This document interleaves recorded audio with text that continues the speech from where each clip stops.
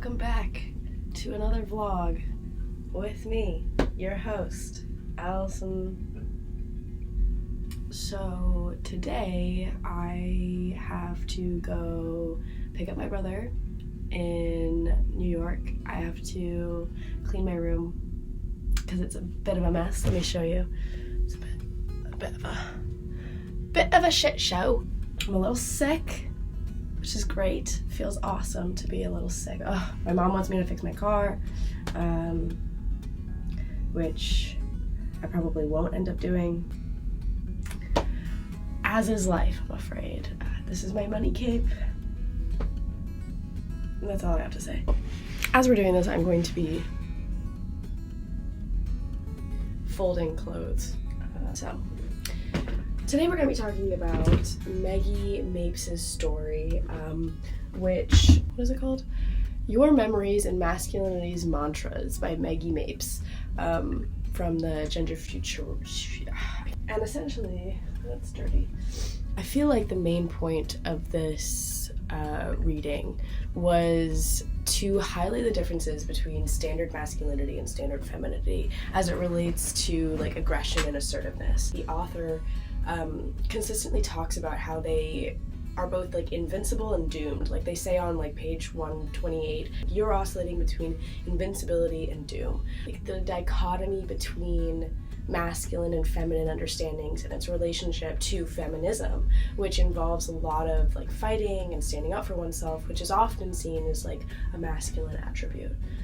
One thing that I think I've learned from this reading is that firstly, I'm not alone in my understandings of masculine and feminine characteristics in relation to myself.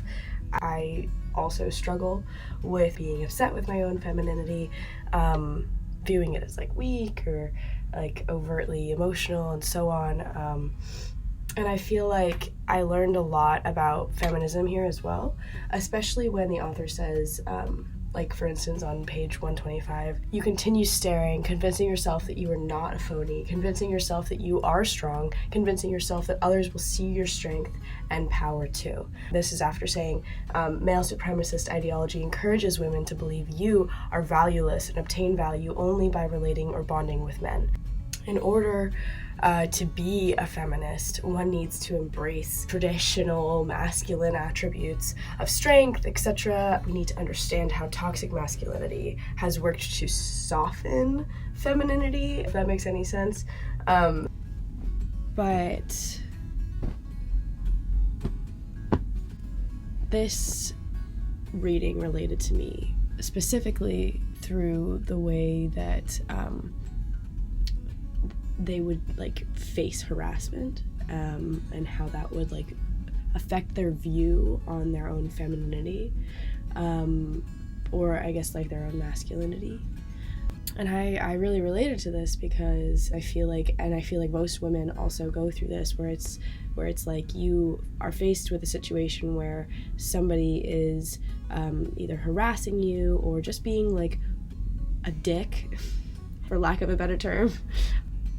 And when you don't do anything, you kind of sit there and you're like kicking yourself. You're kicking yourself for like days. And I know that I do this all the time, where it's like I will just sit there and think and think and think and think about it and think about what I could have said, think about what I could have done. And then like I'm just like, why didn't you do that? Like why, like you should have. Like now they're gonna go and do that to somebody else, or they're just gonna think that they can just do that to you, which is like not fair and not okay. And one time, this happened really recently actually, I was at a party. First of all, every time I walk into this house, they say hi to every guy that walks in, every single one. Anytime a woman walks in, nothing, not a single thing. I'm like, hi, and they're like, it's like ridiculous. And my friend and I, we were standing because we were being nosy, and there was an ambulance across the street. Of course we wanted to have a look, so we like kind of walked to the edge of the property that we were on. This kid who was standing outside, and he's 20 feet away from us, and he starts screaming. He's like, hey woman, hey lady, hey woman, you're making a scene. Why are you doing that? And the only person in that situation who was actually making a scene was him. And he was afraid that the security people who were dealing with somebody who was obviously too intoxicated was going to come over and ask us what we're doing just because we're watching, which is stupid, because why would they ever do that? Like, what are you, terrified of women? I don't understand. Probably. I was like fuming. I was actually fuming. Anyways, that really pissed me off. And I just like related specifically to that quote.